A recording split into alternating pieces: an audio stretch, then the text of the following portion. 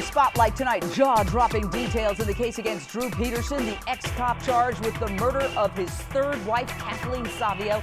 And he's also a person of interest in the disappearance of wife number 4, Stacy.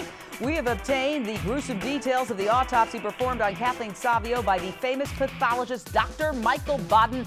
You will not believe the results. Plus, as Drew sits in jail, the question remains, will Kathleen's desperate plea for help be heard from beyond the grave?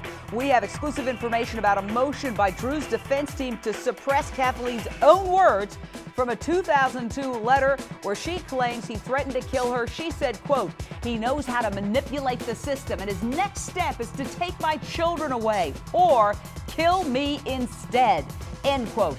If they suppress that compelling evidence, could Peterson walk? And will they be able to get a change of venue? Straight to the woman who brought us all of these exclusives tonight, Lisa Bloom, CNN legal analyst. So glad you decided to come with our show, Lisa. Let's start with this autopsy report that you obtained on Drew Peterson's wife number 3, Kathleen Savio. What does it say about how she died? What stood out to you?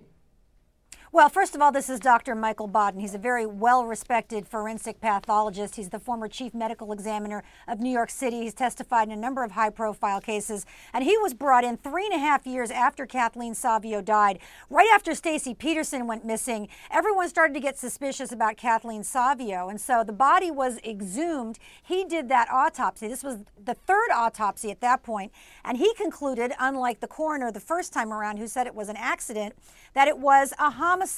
And he gives the reasons in his autopsy, of course, and we have it now for the first time, and we can tell your viewers about it.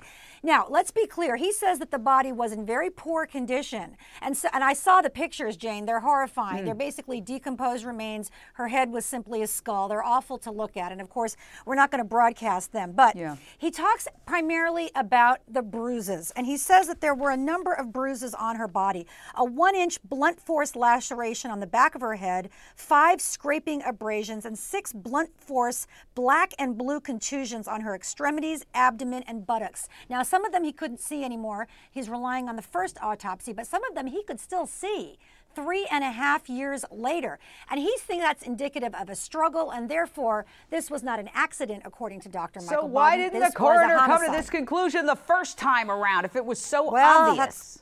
That's the question for the coroner. That's going to be the question at trial. But look, let's be fair. The defense is going to say the coroner did the initial autopsy one day after Kathleen Savio died, and the coroner ruled it was an accident. Wasn't the coroner in a better position because the coroner had a chance to look at all of the injuries fresh just one day later? That's what the defense is going to argue. Let's talk about this beyond the grave battle. There is an exception to the hearsay law that was passed in this state, and some say it was because of this guy. In order to convict this guy, what are they going to do, the defense, about that?